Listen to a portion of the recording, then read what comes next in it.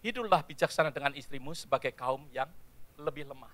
Sebagai kaum yang lebih lemah. Artinya, hai suami-suami, ya,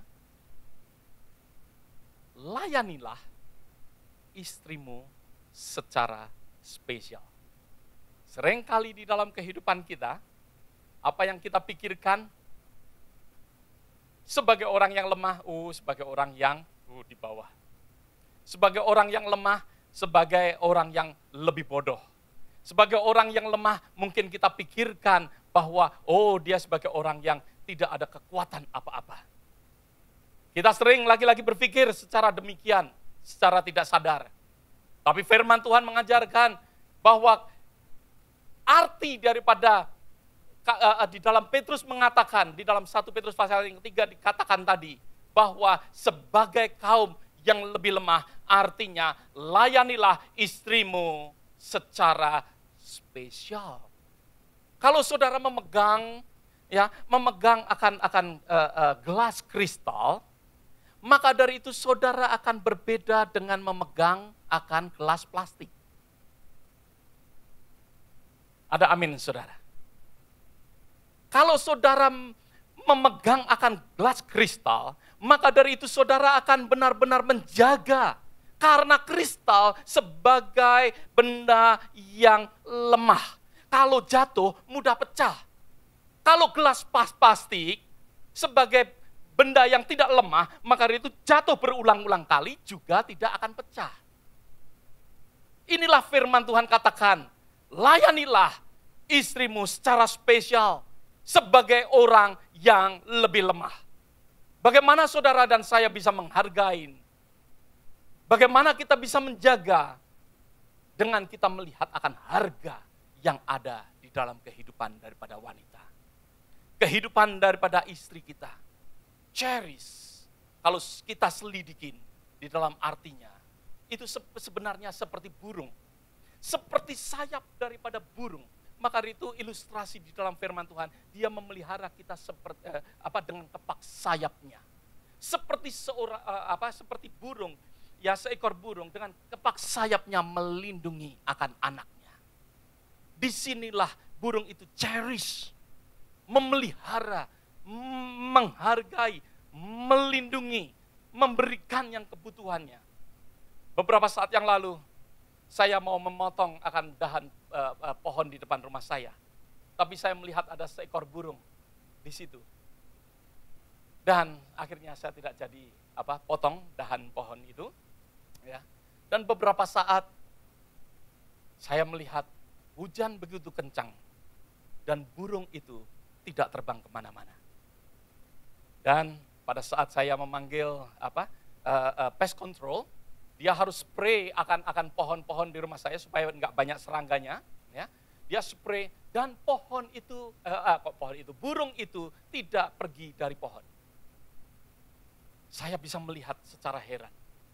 Begitu burung itu melindungi akan anaknya, dia tidak meninggalkan sedikit pun. Dan satu saat saya melihat burung itu meninggalkan dan digantikan dengan yang laki. Turun ke bawah dan yang perempuan cari makan. Lalu kembali dan yang laki terbang lagi. Secara luar biasa kalau kita bisa melihat akan gambaran daripada ini. Dengan demikianlah kita memberikan suatu cherish, nourish kepada pasangan kita.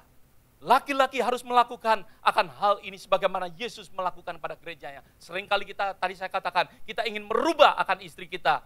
Ya, begitu saja. Seringkali seperti rice cooker yang isinya nasi yang sudah kering. Saudara gosok-gosok, ya. Saudara mungkin kerok-kerok, gitu. Tetapi tetap nasi itu nempel, bahkan banyak luka daripada rice cooker itu. Seringkali kita melakukan hal yang demikian. Sebenarnya kalau kita mengetahui, kita taruh di dalamnya yaitu air panas dan sabun. Kalau kita taruh ya di dalam istri kita ya sesuatu mungkin yang tadi saya katakan cherish, nourish dalam dalam kehidupan daripada istri kita, maka dari itu akan mudah sekali. Apa yang saudara inginkan, saudara akan mendapatkan. Apa yang saudara rindukan, saudara akan mendapatkan. Jangan kita dengan susah payah merubah. Karena mungkin apa yang terjadi sebelumnya dengan pasangan saudara. Sudah begitu lama mungkin hidup dengan mami yang begitu dominan. Maka dari itu dia sendiri kepingin juga dominan. Mungkin hidup begitu lama sesuatu dengan pengalaman-pengalaman yang buruk daripada orang tuanya, pengalaman yang buruk dengan pacarnya, bekas pacarnya maksud saya. Dengan bekas pacarnya dan lain sebagainya. Sesuatu yang sudah lama terjadi dalam hidupnya. Dan saudara mau merubah begitu saja. Tetapi firman Tuhan mengajarkan hari ini. Dengan nourishing dan cheering. Dengan cherishing. Ya, maka dari itu kita akan merubah akan pasangan kita. Ya, maka itu kita akan mendapatkan apa yang kita rindukan. Saudara, di dalam 1 Petrus pasal yang ketiga ayat yang ke-7.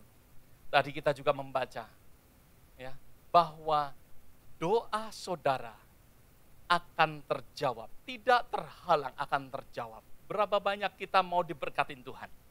Seringkali banyak sekali saya perhatikan ya, suami struggle di dalam pekerjaan. Istri ya dengan susah payah dan lain sebagainya. Suami mungkin berdoa sesuatu terhalang. Karena apa? Karena mungkin apa yang ada di dalam kitab 1 Petrus pasal yang ketiga ayat yang ke-7 ini. Saudara belum jalankan. Mungkin belum dijalankan. Yaitu dengan ya treat istri kita. Dengan menghargai dan memberikan apa yang dia butuhkan. Saudaraku, ada suatu cerita. Ya. Di zaman dulu ada seorang yang meminang dengan memberikan sapi-sapi. Ya. Atau kalau orang dulu katakan uang apa? Uang susu. Gitu ya.